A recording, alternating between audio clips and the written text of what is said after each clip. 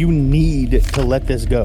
A xenomorph would absolutely waste Ben Grimm. It wouldn't even be close. Man. Dude, you don't know that. You aren't considering. Whoa, what the hell was that? You better check the monitors. What the fuck? Holy shit, dude. Some crazy looking ship just came into orbit over there around that moon. Look at that. Whoa. Hey, should we go check it out? What are you, stupid? Let's sail away from here.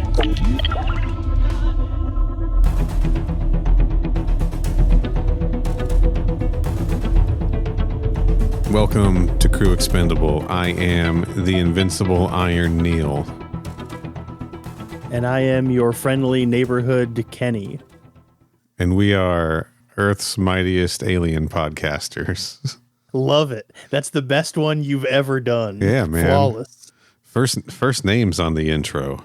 And I cannot believe it took us 3 episodes of covering an Avengers comic for us to do Marvel references during the intro. Yeah, man. We did it, though. We sure did. Hey, we did the True Believers last time. Hey, you did... oh, yeah, that's right. You did a Hulk one, right? Did I? You were the Incredible Rohrbacher last time. That's what put... I was? Okay. Yeah, you started it. That's what put Invincible Iron Neil in my head last episode. Yeah, I totally don't even remember doing that, but I'm glad that you said that I did, because I actually haven't listened to the episode yet. Normally I listen to them right away, but I just haven't gotten around to it yet. But I'm glad you said that, because if you hadn't said that's what I did on the last episode, that's what I was going to do on this one. So that was your backup for this one. It sure was. Folks, you should know Kenny listens to the episodes right away to make sure I didn't make it sound like he's saying anything hateful or disgusting. I wanted to make sure he takes out all of the slurs that I say. Because of that one time where I put a whole bunch in. That's right. I was even wondering why you had me just take 10 minutes to just say a whole bunch of different slurs. I didn't know you were going to use them for anything. This is how sound checks are done. That's right. And for whatever reason, I believed him. What a weird, and this is what happens when we record episodes on Tuesday evenings. This is, in my opinion, not any meaningfully different than when we normally record. We're just telling slightly dumber jokes. That's about it. Feels different to me, but you're right. It's not that much different. Fair enough. Anyway, how's it going, Kenny? Bro, I'm just chilling. That's good. I mean, very little has been going on because I haven't been talking about it on the show, but I quit my job a couple of months ago. And so because of that, very little has been going on. I've basically just been hanging out and playing video games for the last few weeks. So not really a whole lot has happened. Yeah, but you are once again about to be gainfully employed. I am. As of this recording, my new job starts in 4 days. Yeah. So I will have already started working it by the time this episode comes out. So, folks, if there are episode delays as Kenny gets settled in at his new job, they're his fault, not mine this time. That's correct. Yeah. You heard it here first. It's my fault. Just want that on record. Congratulations on working for the man again, Kenny. That's me, baby. I love to participate in capitalism. Oh, boy. Who among us doesn't? Dude, I hear that. Ain't that the truth? What are we here to talk about today, Kenny? We are here to talk about the 3rd issue of Aliens vs. Avengers, which is titled Aliens vs. Avengers Issue 3. Hell yeah, we are. We just did issue 2 last episode. We did issue 1 a long time ago. Issue 4 won't be out sure did. Until what, June? Yeah, like mid-late June, yeah. So it's going to be another few months until we get to that, too. At least a month and a half. But we'll get there when we get there. But until then, we'll close the book on this, and then we'll move on to something else. Mm-hmm. That's the plan. Probably a book. Probably. We haven't done one of those in a while. Yeah. Do you want to recap the series so far, or at least issue 2 real fast? Okay. I mean, it's pretty fresh. People probably have just heard it, but if anyone's jumping in on issue 3 of AVA for their first Crew Expendable episode, let's just hit the high points for them, right? All right. So basically, most or pretty much all of the planet has been overrun by xenomorphs, and there is one stronghold still like holding out with a bunch of humans in it. I believe in issue 2 they say there's roughly 1,400 people, and it's also where the remnants of the Avengers still live. Yes. And Valeria has a plan to kill the xenomorphs by introducing a virus into the ovomorph that will wipe them out. But before she has the chance to enact it, she gets killed by a face hugger. Well, she actually gets killed by the chest burster. But right. You know what I mean. She gets a face hugger and then dies. She got face hugged while stealing the ovomorph. Yeah. And that happens before she is able to create the virus. So turns out that Tony built a colony ship to take them off Earth and built this city around it. Loads everyone on and blasts off. Meanwhile, Hulk and Captain America stay behind to fight off xenomorphs.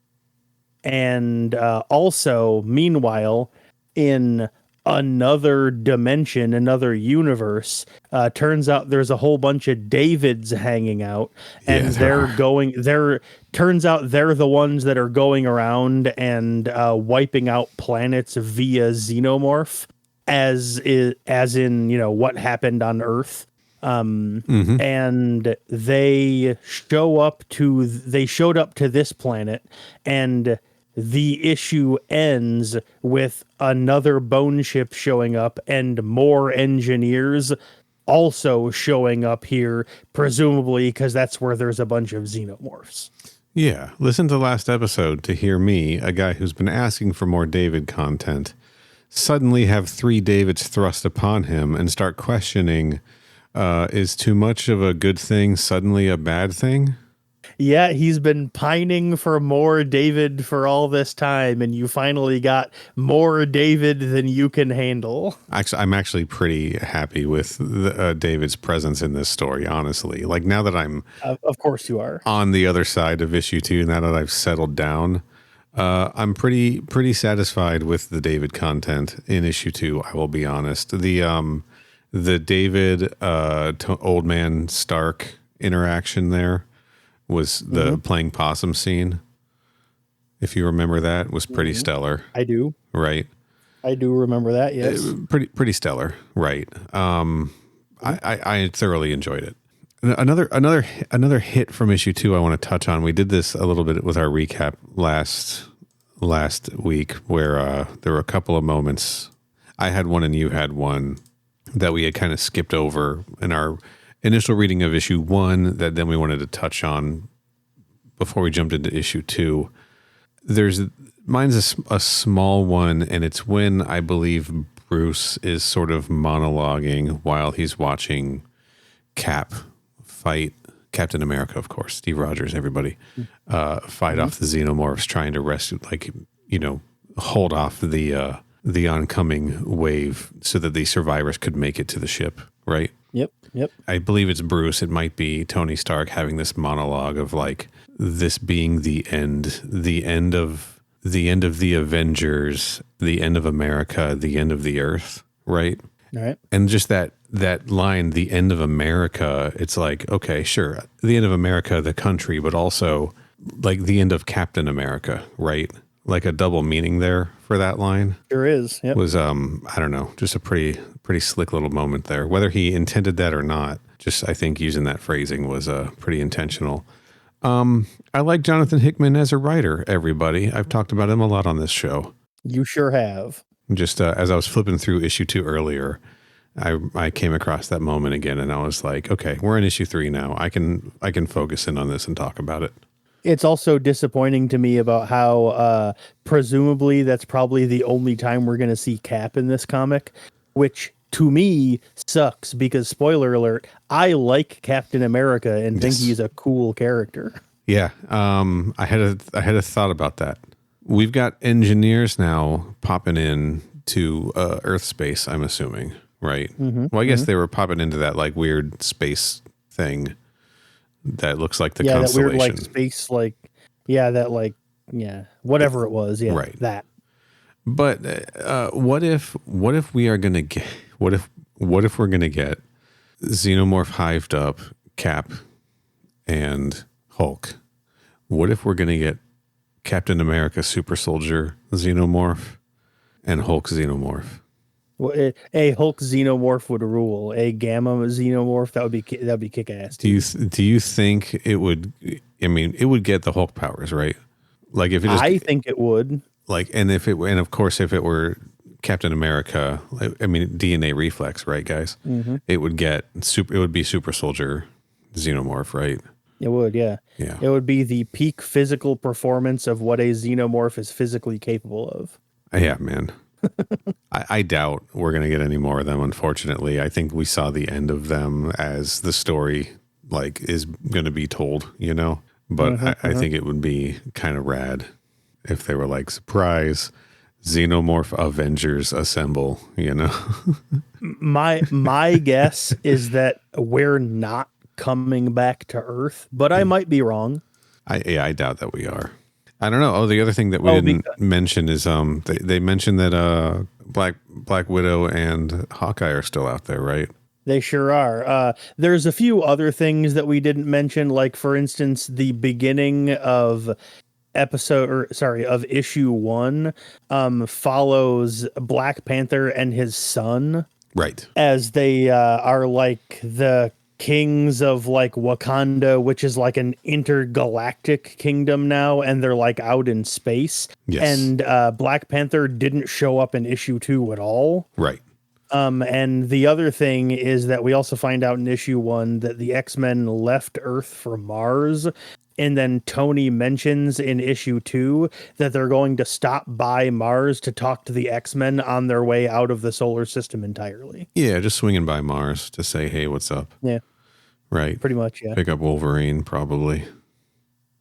I believe Tony said that the reason why was basically to just let them know that they're abandoning Earth altogether, so don't come back. Right. Also, can you imagine what that Xenomorph that gets Apocalypse's powers would look like?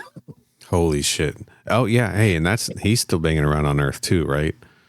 Well, presumably he's probably not.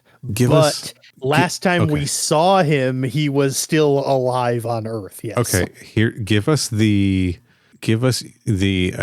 annual, right?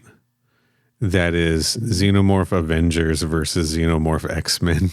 That is just no one's speaking, right? Just the Xenomorph versions of all of these characters, just in a big brawl.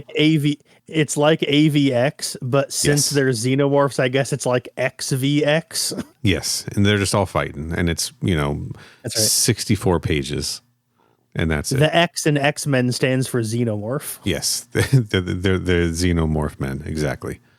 That's right. See, you're getting it. Yeah, man. Let's have some fun with this, right? Jesus, they turned the fucking an Ultimate Fantastic Four story arc into like 19 Marvel Zombies stories. They should turn this into they should milk this for all it's worth also. Also, Miles Morales is Spider-Man now, and he has the Venom symbiote, and the Venom symbiote absorbed a facehugger earlier. Oh, that is crucial information. That was issue 1 stuff. We don't know if that's actually going to really come into play, because the fact that it did absorb a facehugger hasn't actually been narratively relevant at all. But the reason I'm bringing it up is because Miles in the white suit with the like Venom, like the symbiote facehugger symbol on his chest is the cover of issue 3. That's the only thing that made me think I should probably bring it up. I love that it's like an inverted Venom suit. Also, it's sure is. It's black on white instead of white on black. Yeah, it's all white, and then like the symbol is black. Yeah, although on this cover here, it almost looks red. But yeah, All right. I think everyone's up to snuff on this, and Ben Grimm could totally take a xenomorph. All right. Oh, and also, by the way, we have not read this issue yet. We're going to be reading it live on the episode, but we will not be reading the issue to the listener. Yes.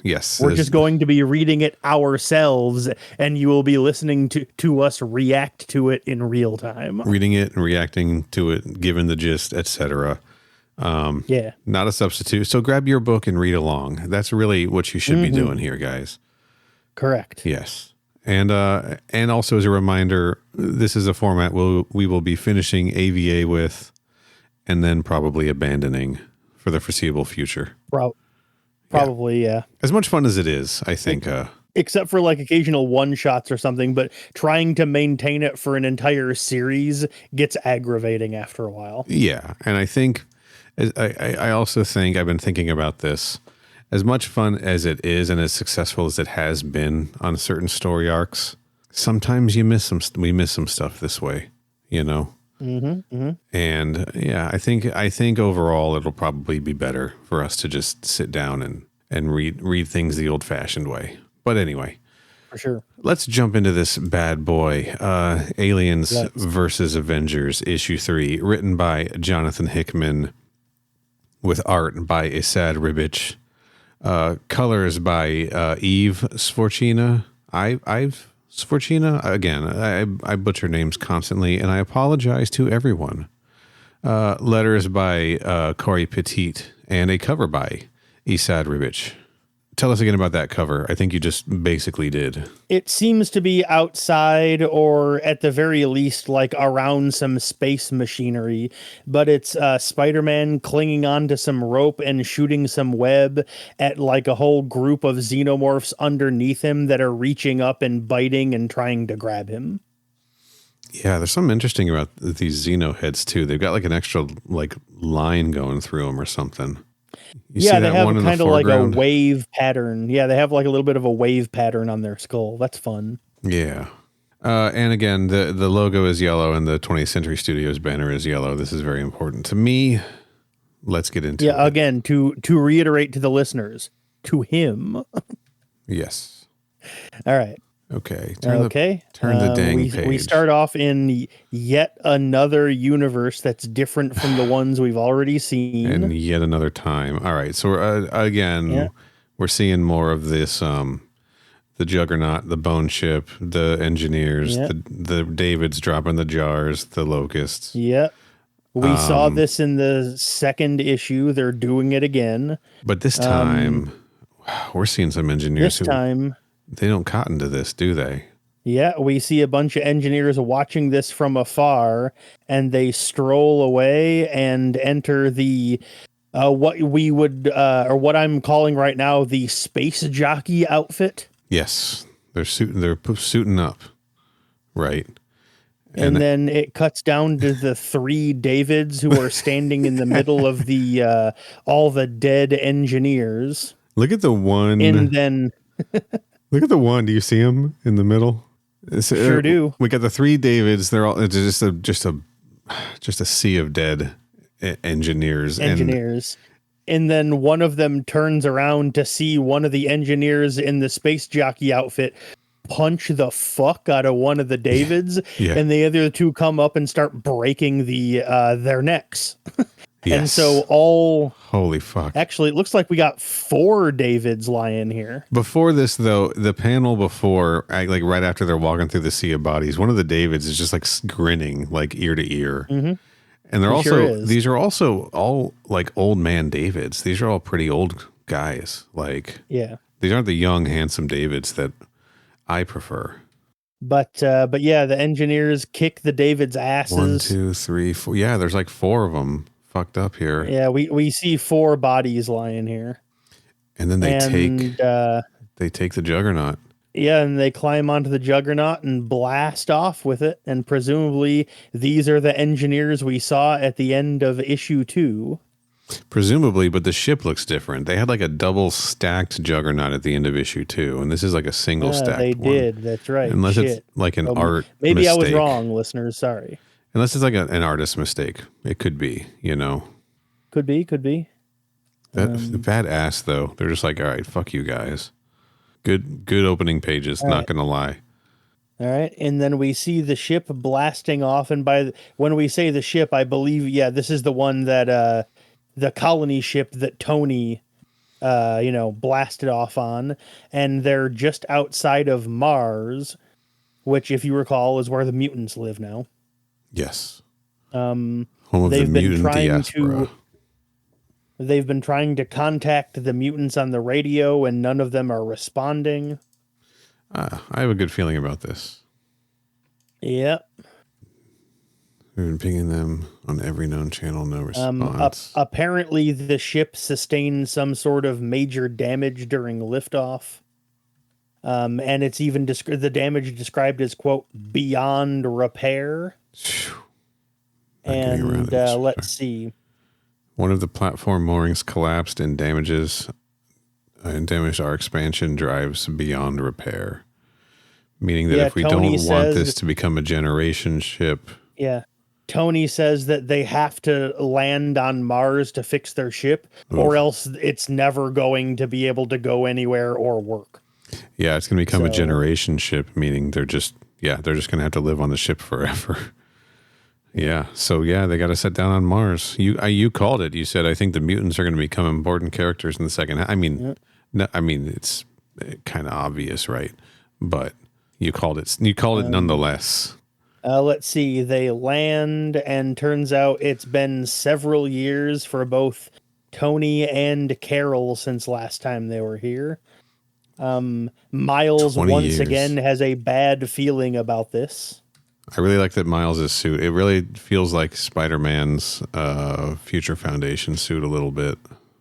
Peter Parker Spider-Man, Oh, okay. And turns out Tony's chair isn't just a chair; it's an Iron Man suit. You're in a chair, old man. Not the best choice for a smash and grab. In retrospect, of course, it's an Iron Man suit.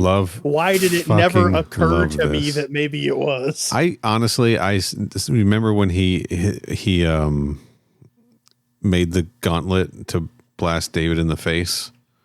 He did do that, yeah. Yeah, because it's all nanotech, right? Of course, it's a chair.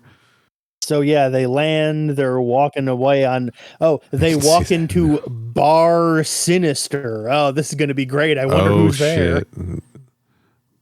Oh yeah, there he is. Oh, there's a whole bunch of Mr. Sinisters hanging out. That's cool. Wait, how is that possible? I'm kidding.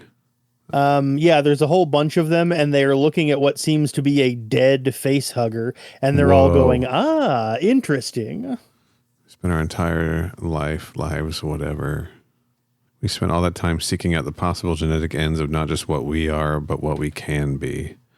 And in this, we have finally found our answer. 1, 2, 3, 4, 5. There's 5. Yeah, there's 5 of them hanging out. 6. There's still one behind the desk back there working on the face hugger. Yeah, you're right. I missed him. Good call. Yep, there's 6 of them. That's fun.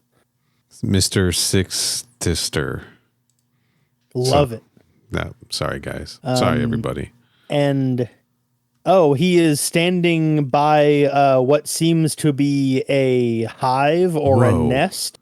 Yes. And there is a whole bunch of X-Men that are strapped to the wall with face huggers, one of which is very explicitly Colossus. Yes, so I recognize Colossus. We've been through this with Danny on the show. I'm not a big... I know the obvious ones, all right? I may not pick up on some of the... If they show us more, I'm not going to pick up on more obscure ones, but I want to. I really want to see a detailed hive of just all of the X-Men in a nest. All right, so... Yeah, he gives a monologue to the face-hugged X-Men about how glad he is about how he found this genetic creature because he's going to use its genetics to, fuck around a whole bunch more and all these, and talking about how much he can learn from them and everything. And then while they're standing and chanting, another Mr. Sinister rolls up. Oh, Mr. Sinister is not going to like this. His speech is being so badly interrupted. All we do is monologue. Beautiful. Let's see. tells them that the Tony's ship landed, described as a people mover. They have visitors. We're going to see. So Dude, we are close to what I said. We are close to Xenomorph Avengers versus Xenomorph X-Men. we sure are. Let's see. So right now it's just Tony, Carol, and Miles. They're headed towards the city square because they noticed movement over in that direction. I just want to say, And when they get there, address... it's Mr. Sinister, by the way. Okay, so Mr. Sinister here, but you're like, oh, Tony, Carol, Miles, like you're in first name basis with them. Okay, like you should, Mr. Stark, Ms. Danvers. All right, let's show some respect. So show some respect here. Okay, Mr. Morales. Counterpoint. I don't respect Tony Stark. So fair. Okay, fair. All right, that's fair. But I've been using their first names for the listeners' sake, because when they talk among themselves, that's how they refer to each other. All right. Okay. But yeah, there's a Mr. Sinister there, and he goes on another monologue. What have you done? And for so long we believed that mutants were the singular dominant species in the solar system. How wrong we were. While he's doing that, a whole squad of Mr. Sinisters head over to Tony's colony ship. And are you the only one who survived? I am not. Oh, cool. Oh, that's fun. This whole squad of Mr. Sinisters has like big cannon-shaped guns, and they walk into the crowd of people on the colony ship and start firing the guns, and the guns are literally are literally face hugger launchers. Like there's literally a panel where one of the Mr. Sinisters says, "It's a gun, human, a gun that shoots face huggers." He says, "Do you know what this is?" Yeah, they go into the colonists and they're like, "Look," and he says, "Do you know what this is?" And they say, "No." And he just goes, bam, and it shoots a fucking face hugger. Let's see. The 3 remaining Avengers get a distress code and via hologram see what's going on. Fucking incredible. Phenomenal. They confront this Mr. Sinister, who says, "Oh, I got to do what I got to do to survive." And as he does that, a whole bunch of xenomorphs come out from behind the big pillar he's standing in front of. And a whole swarm of them shows up and surrounds the 3 remaining Avengers. And so they start fighting them off. What a tremendous book. Holy shit. This is great. Yeah. But Jesus, they just left Earth and here they are. Things are no better here, obviously. Are we going to get, let's see, come on, Miles. I want to see these. I want to see some Miles xenomorph suit symbiote powers. Let's see. Miles heads off to go help out Tony, who's getting especially swarmed by Xenos. Yes. Carol blows open like right through the chest of one of them, which is pretty.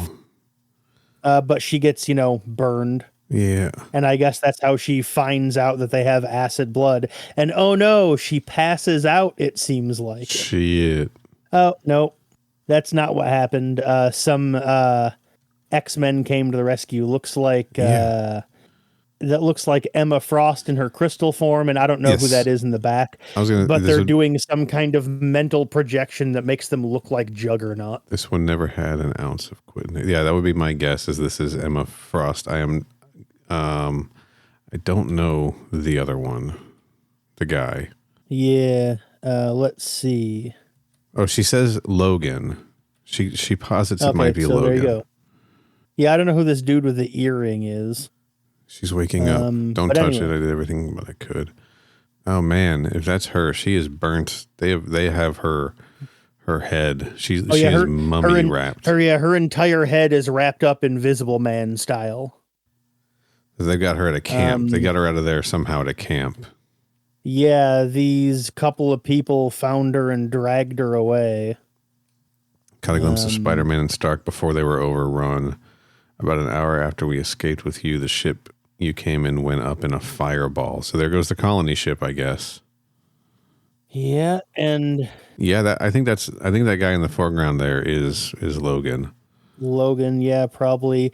I'm assuming this is Emma Frost. She says you're looking at all of the human and mutant survivors on all of Mars. Yeah, the White Queen. Yes. Originally suspected he'd once again manipulated his genetic code. Yeah. Oh, that's fun. The extra Sinisters are carrying ovomorphs around inside of them. That's cool. Using them as like incubators, I guess. Hey, that was how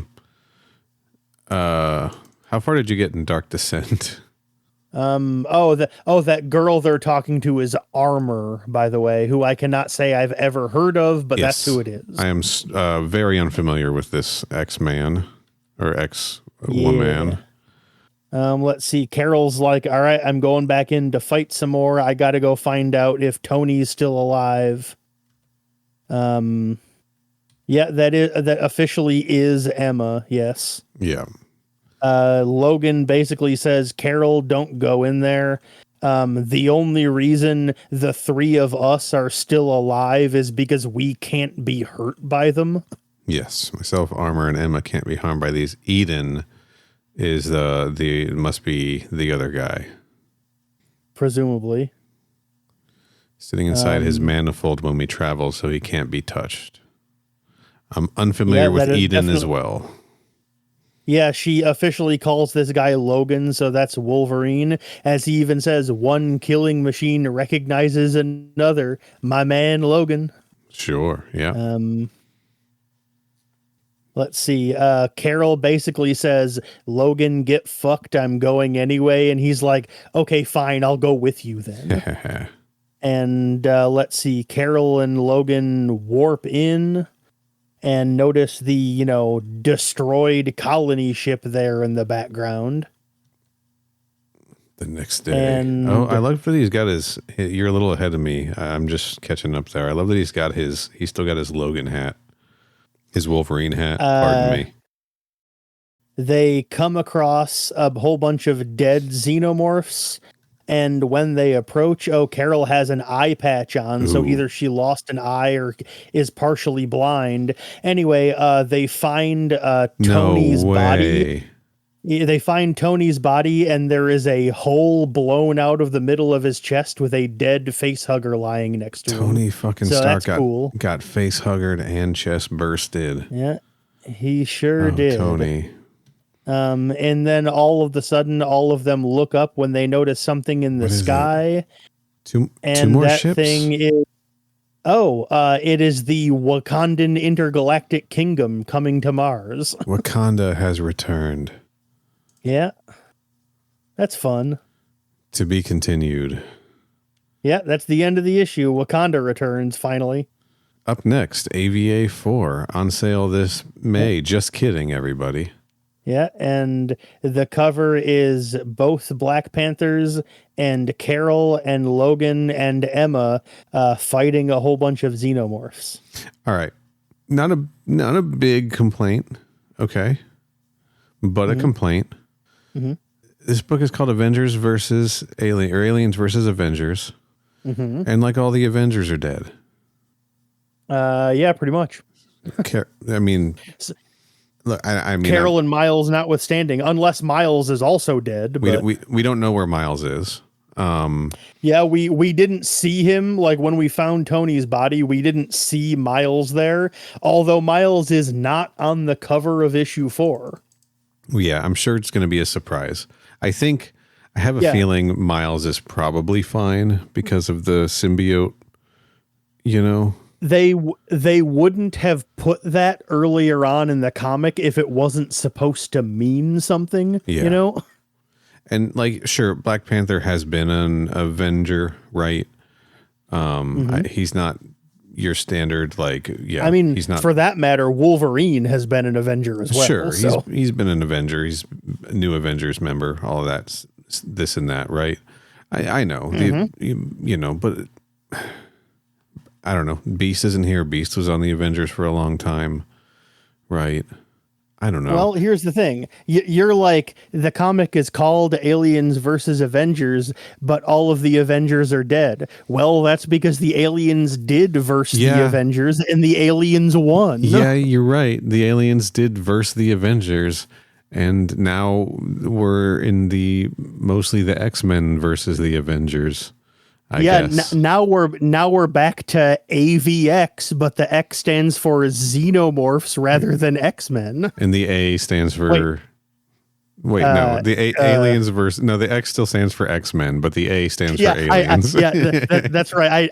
I changed the wrong half of the name. I should have said alien. It's wait, shit. Now I'm confused. It's aliens versus X-Men. There we go. That's what I was trying to say. So it's AVX, but it's aliens, not Avengers versus X-Men.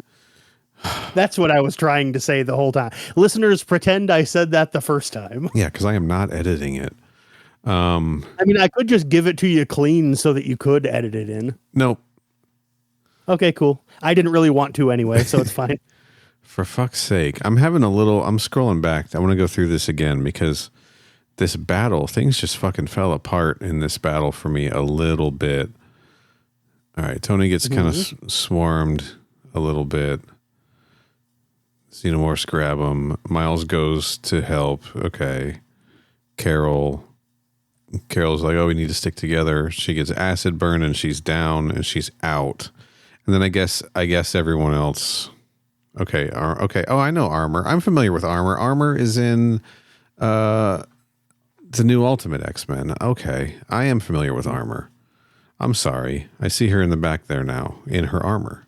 All right. Yeah, I am not reading that, so I do not know who she is. Sorry. Okay. It's all coming back, guys. All right. I also don't know who this Eden Manifold guy is they mentioned too. I don't know who that is either. Neither do I. I guess I could look it up, but we'll do some research before June. Yeah, before June. Sure. So she just goes down, acid burns, she's out, and then suddenly she's up when they show up and they help finish the fight, I guess, right? And they grab her and they leave, and everyone else they're like, oh yeah, Tony was swarmed. Everyone else is wiped out. The ship blew up. Like, you're done. Everyone's done. We barely got you out of there is what they're saying. Mm-hmm. You don't know you're facing. Yeah. Myself, Armor, and Emma can't be harmed by these things. Eden is sitting inside his manifold when we travel, so he can't be touched. But you can't stay alive. Okay. Interesting. I mean, I guess I buy it. But it feels a little cheap to me. It feels a little cheap to me to cut away from the fight like that and then have the whole, like, the cavalry shows up and just like gets the one survivor suddenly and everyone else was lost in that split second, you know? All right. Do you know what I'm saying? Like, in that split second that she went down, these, Logan and Emma showed up and Armor showed up and were able to rescue Carol, but not help anybody else out, not help Miles out, not get Tony out or anything at the same time, even though by their own admission, they can't be hurt. So they could have just like kind of strolled through that battlefield and grabbed whoever else, The way they talked about it, it sounded to me like they said they didn't do that because they already knew there wasn't anyone else. Yeah, but how come when Carol went down, she, like, the xenomorphs didn't finish her off? I don't know. I couldn't tell you that. That's just what feels a little cheap to me, I guess. Fair enough. I don't know. I mean, I can't really contribute to that because it didn't bother me, so. It just feels a little tropey, I guess. Yeah, it didn't feel strange or weird to me. So, I mean, if you got a problem with it, elaborate as much as you like, because I didn't feel that way. So I don't think I have anything else to say about it. That's all. I think I've said everything I have to say about it, I guess. It just felt a little like, that's it, Anyway, let me pass it over to you though, Kenny. What did you think of this? How should I put it? It didn't wow me the same way that the other two issues did, because both of them did stuff at various points that I didn't see coming, like the whole thing with Valeria dying, or like when the symbiote eats the face hugger, or that kind of stuff. Or then like issue 2 starts off with 3 Davids, and then engineers show up, and like the narrative introduces like the concept of the multiverse as it exists in this comic. But then in issue 3, they just kind of took where issue 2 left off and then just went farther with it, just continued on down that one line, didn't really do anything fancy or major with it, didn't introduce any real twists other than Tony dying. But like even the big twist ending of Wakanda showing back up, it's like we already saw them earlier in the comic, so we knew they were going to come back sooner or later. Like the other two twists that the other 2 issues used, of the symbiote absorbing the facehugger and the engineers showing up, both introduced new ideas that we hadn't seen yet at that point in the comic. Whereas this is just like, remember that character that we already saw earlier? Well, guess what? He's still around, just like you probably assumed he was. And it's like, yeah, okay, that's fine. I figured he was still around because we didn't see him get killed. Yeah. Well, for me, the twist in the last issue wasn't even the engineers showing up. I even described it in the last episode as like the engineer shit was like the post credits scene. The real twist was like the colony ship, right? Yeah. And the colony ship's over. We didn't get to see or do anything with the colony ship. It's gone, you know. Yeah, seemed like that also seemed like a very weird like narrative thread that just kind of went nowhere for no reason. Right. I mean, it makes like if the whole premise of the narrative was, oh yeah, it's going to take off and then immediately destroy and just kill everyone, then why have there be 1,400 extra people in the city? Why not just have the city only have the remaining Avengers and they just blast off on a ship by themselves? Like the fact that it was a colony ship didn't really go anywhere. Like I suppose in retrospect, they did need the extra people to be there for all those Mr. Sinisters to get all of the xenomorphs out of. So I suppose in retrospect, I guess that kind of makes sense. Again, listeners, we were reading this issue while we were talking about it, so I didn't necessarily always have time to process everything I read right away. I mean, the stakes were the colonists were there to heighten the stakes, right, and to show like, oh, this is mankind's last chance at survival, humankind's last chance at survival. Tony Stark is a futurist, and he's worked everything out, and this is it. This is our last shot, right? He knew we had 16 to 20 years, and we're at the deadline, and now it's time to go. These are all the people we can save, and this is it. And our heroes are giving their lives to save these people, and it doesn't matter now, right? Like they've given their lives for nothing. All of these people are dead, and that's kind of a bummer. But like, it's also an alien story. That's not even. That's kind of what happens. Yeah. Well, as I was saying that, I was like, oh, see, it sounds like I'm saying like, oh, it doesn't matter, right? Like, oh, they've set up all this stuff, and like, oh, Captain America sacrificed himself to save all these people, and now they're just fucking dead. Well, no, like the heroes are going to do what heroes do because they're heroes, right? That's what they do. Yeah, that's what they do. They save these people for 2 more days or week, right? They give these people 1 more week and 1 more chance. That's what they're going to do. I'm not complaining about that. What is bothering me a little bit about this is issue 1, like losing Valeria and seeing how Bruce reacted to that, right? Like after hearing Bruce, made this promise to Reed that he'd take care of her. Right. And her sort of heartfelt like goodbye to him through her video thing and like promise you won't come in here, et cetera, et cetera. The emotion, it was heartbreaking, it was sad. And then the heroic sacrifice in issue 2 really worked and really got to me. Even with Captain America only showing up for 4 pages, right?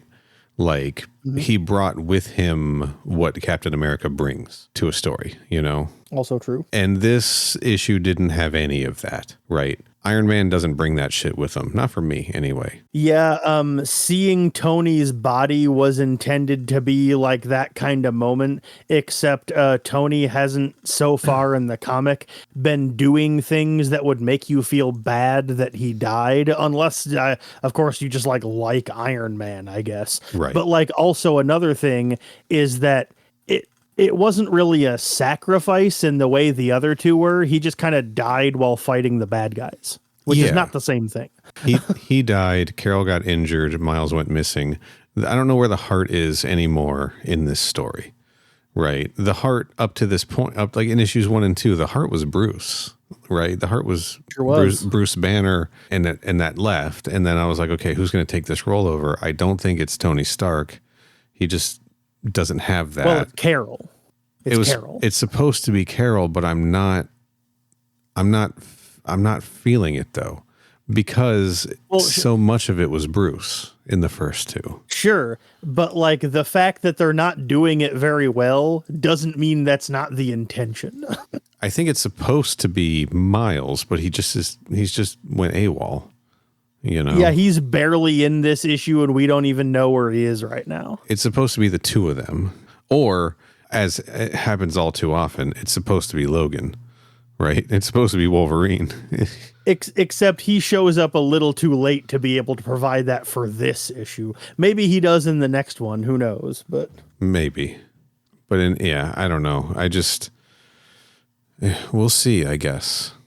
This one just, it didn't carry the same impact as the first two. It didn't have the same surprises, with the exception of the first, 5 pages.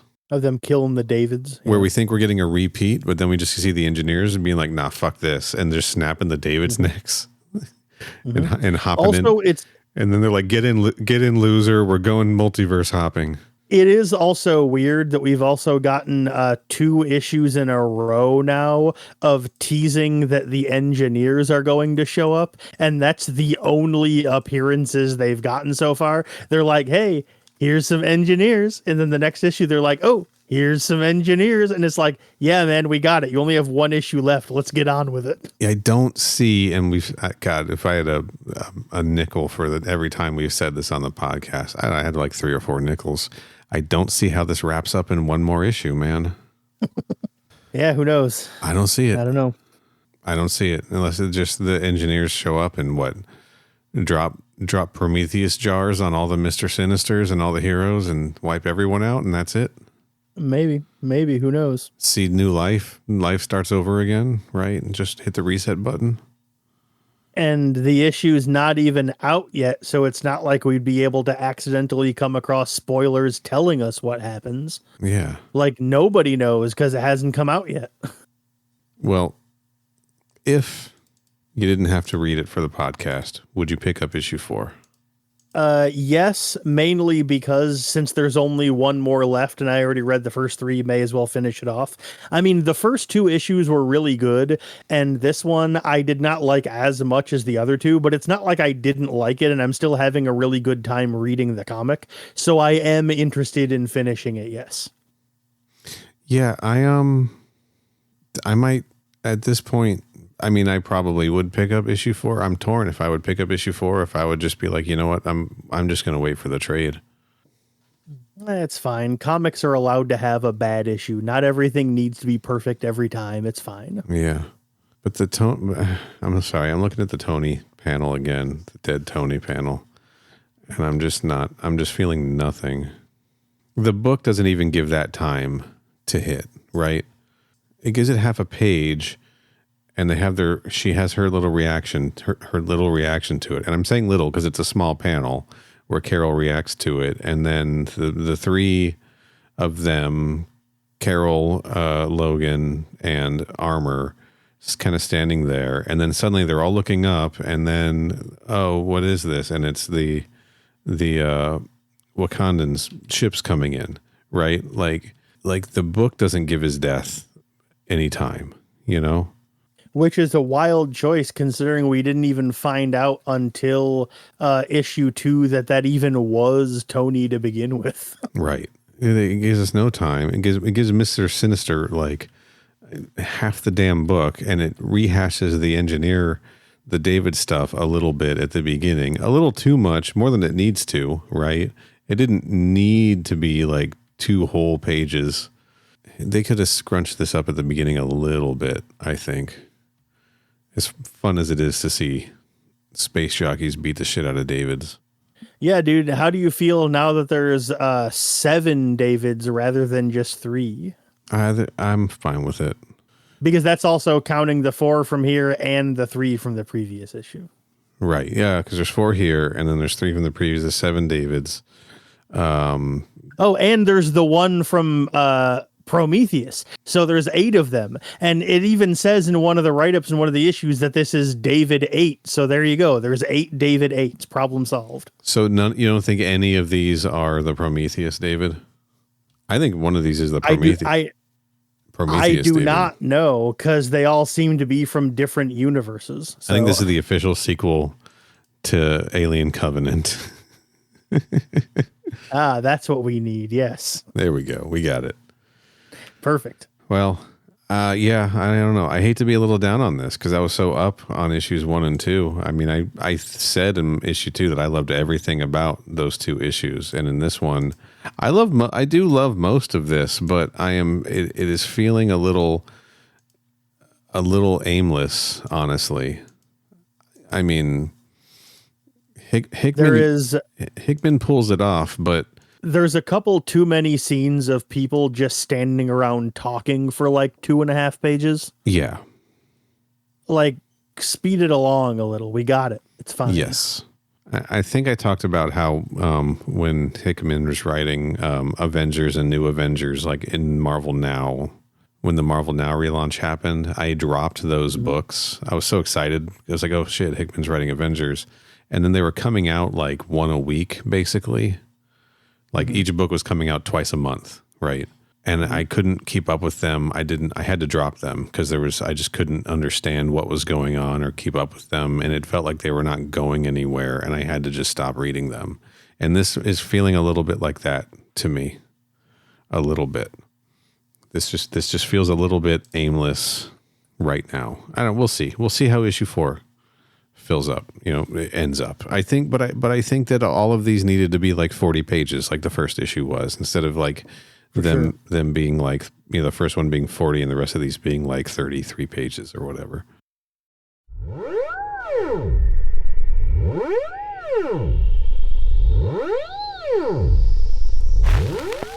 Hey crew, Future Neil here, cutting in to say, basically for the remainder of this episode, we just kind of talk about the Thunderbolts movie and a little bit about Daredevil Reborn.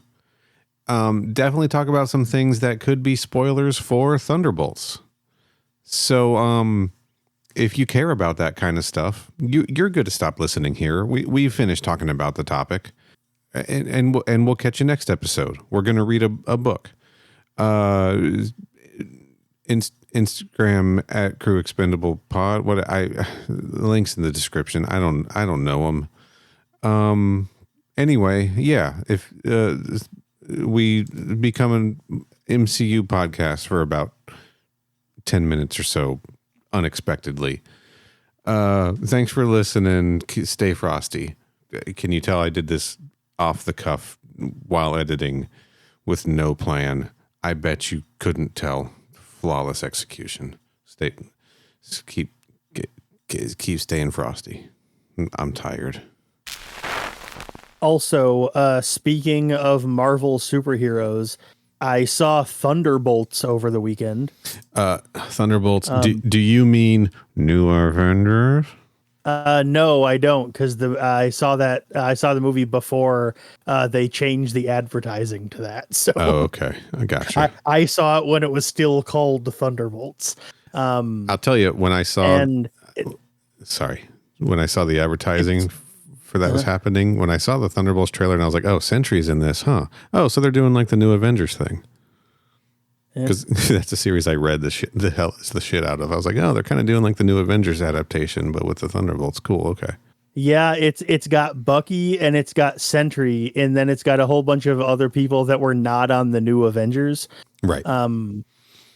But yeah, I saw it, and it was the first MCU movie I've seen since Black Widow came out 4 years ago. So Damn. I am not even close to caught up on the MCU. But I gotta say, I enjoyed it. I had a good time. I thought it was fun, and I did not go into it knowing that the reveal was that they were the new Avengers.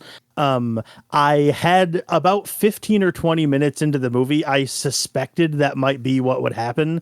But when it did happen at the end of the movie, I was still like, oh, that's fun. That's a cool, neat little twist. Nice. I'm not But gonna, yeah, I'm not folks, spoiling tagging this because it's fucking Marvel movies, guys.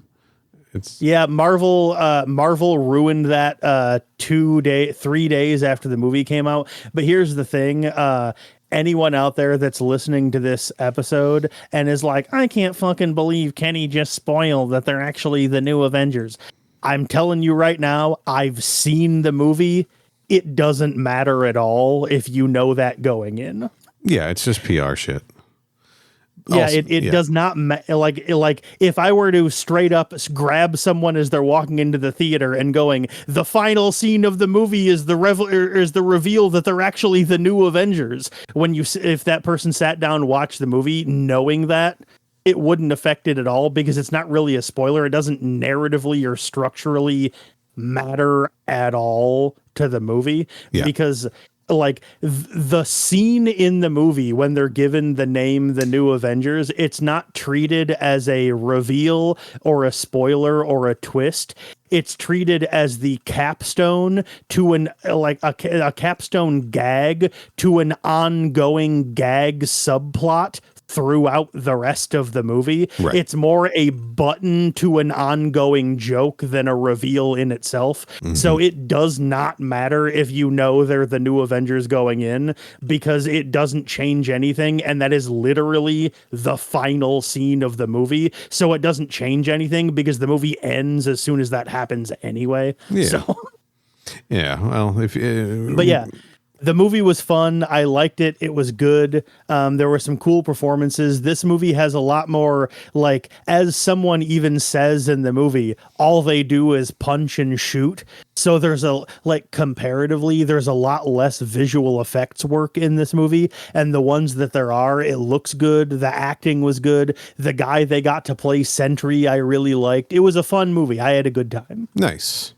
And like I said, this is coming from someone who does not care about the MCU at all anymore. It's a fun movie. I enjoyed it. Yeah, I'm not an MCU person either. I did finally watch I've only watched the first episode of Daredevil Reborn. Mm-hmm. The opening fucking ruled, dude. I've heard it was very good, but I did not watch season 3 of Daredevil, so I'm like, I think I'm going to skip this one. Yeah, I'd say it's not compulsory. You don't need to. Because I forgot everything about season 3. And my understanding is that this straight up is just Daredevil season 4. So it is and it isn't, right? Yes and no, I'll say. They reworked the show and did some reshoots to make it more connected to that stuff, but I've only watched the first 2 episodes. I guess I can't make that claim as a whole, so I take that back. But I remember I watched season 3 when it came out. So I think that having to rewatch or watch season 3 now or rewatch all of seasons 1 through 3 in order to watch this is a big ask. And I think that they made the show so that you don't have to, because I think they knew that they were asking a lot from people to do that. You know, the show was supposed to stand on its own, and they reshot it to tie a lot of that stuff in, but it's not. But my understanding is that it can stand on its own, you know. Cool. But yeah, I like Daredevil. I don't go super deep on Daredevil. I really liked the show. I like certain Daredevil runs, and this seems to be pulling from the ones that I like. So I'm pretty hyped. And the opening has a fight between Daredevil and Bullseye that fucking rules. The fight choreography on the Daredevil series has always been pretty rad. That's true. That's very true. And continues to be in this, it seems. So, but Cool. That's enough from MCU Corner, everyone's favorite crew expendable segment. Yeah, I don't think I have anything else. Like I said, this is the first time I've really engaged with the MCU in like 4 years. So I didn't really have anything else to say. The only reason I even went to go see it was because last Saturday was free comic book day, and I was hanging out with my friend, and we went and got lunch, and then we went and got some free comics. And then he's like, well, there's a comic book movie in theaters, so I guess let's just go see it. Neither of us were like, this is the one we want to go see. Both of us were hoping a different comic book movie was the one in the theaters, but it was the one they were showing, so it was the one we went to go see. So. Sure. But yeah, I got a big popcorn and I got a big drink, and I sat down and watched a bunch of colorful characters punch each other a whole bunch, and I had a pretty good time. And I suppose that's what matters at the end of the day. So nice. But let's talk about some alien stuff, Kenny. Let's wrap this show up by talking about what we're going to cover on the show next, since AVA issue 4 will not be out for forever, I think. Yeah, I don't think it's ever coming out. That's correct. Guys, we're actually going we're going way the hell back. We are going all the way back to 2007. Guys, as a matter of fact. We are too hyped for Alien Earth. We want to read another story about aliens interacting with someone on Earth who knows about them. Before Ripley, there was a first encounter. Someone on Earth knew about the aliens. Someone battled them and survived. Aliens and humans have fought before. Folks, we are going to be reading the John Shirley novel, Aliens Steel Egg. Hell yeah, we are. I'm so excited. I love a 2007 novel that has decided it's going to take place before Alien, right? Mm-hmm. For sure. Solid decision. Big fan of that. Yeah, this is there have been 3 volumes of Alien novels so far. The first one were novelizations of comic books. Yes. And then when they stopped doing that, they started doing a series that were just like, regular expanded universe novels. And then they stopped doing that to be like, oh, we should like try to pull a Star Wars and make there be like one canon that doesn't like, bump heads with each other. That isn't like, mutually exclusive to each other. Yes. So we're going to cut them all off and wipe the slate clean, starting with Out of the Shadows. And that's the 3rd volume. Steel Egg is from that middle 2nd volume where they were just kind of doing whatever. Yeah, it is. The Resurrection sequel novel is also from this era of expanded Alien material. Yeah, Original Sin. We read that Original Sin. I couldn't remember the name of it, but yes, Original Sin. That's Folks, the one. We're going to read Aliens Steel Egg. We're going to read that in 2, I think. It's 25 chapters. I think we're going to do chapters 1 through 12 for part 1. All right. And then the rest for part 2, guys. All right. And I can't wait. This is going to be good. It's been a while since we read a book, and this is a book that I'm excited to read because I don't know, this middle area just feels right to me. Yeah, let's see. I'm looking at him right now. Original Sin was actually the first novel in the 2nd volume. Like that 2nd volume of expanded universe stuff started with Original Sin. And then there's DNA War, Cauldron, Steel Egg, Criminal Enterprise, and No Exit. And No Exit is the final book in that volume. So bang, we're right in the middle. Hell yeah. If you want to read this along with us, it is available in the Complete Aliens Omnibus Volume 6, published by Titan Books. That's still available on your digital services, probably still in print, right? It is a 2-pack bundled alongside Aliens Cauldron specifically. Another book we'll get to at some point. So go ahead and grab it. Yeah. Yeah. Read along with us. And here's I'm on the Xenopedia page. This is what we're in. So am I. This is great. I just got to read this first goof. This is incredible. Yeah, I read it too. I was laughing. Early on in the novel, it is established that there are 15 crew members aboard the Hornblower, and each of them is identified by name. However, after the initial expedition on the alien spacecraft, a 16th crew member called Buxton appears out of nowhere. Classic. I'm loving it. I'm loving Buxton. What a great name. I'm looking forward to seeing how Buxton gets gruesomely murdered. I love everything about that. Buxton appears out of nowhere on the Hornblower. Hell yeah. Fuck. So that's, That's what's up next, That's guys. What we're reading. That's what we're reading, folks. Aliens Steel Egg by John Shirley, released in 2007. Classic alien shit. All right. Let's plug some stuff and get out of here. Kenny, where can people find you on the internet? I use the handle at CYHOBBEZ. I'm on various few different social media sites and like other, websites and stuff that you can find me. But, whatever. Who cares? Neil, what about you? Instagram, Threads, Blue Sky, Final Neil with an A. Where can people find the show? Our Twitter account is at Crew Expendapod. Our Blue Sky is at Crew Expendable. Our Instagram and our Threads is both at Crew Expendable Pod. Our website is crewexpendable.net. Our email address is mother@crewexpendable.net. And our YouTube page is youtube.com/@crewexpendable. We will be back soon talking Aliens Steel Egg, chapters 1 through 12. So until then, stay frosty.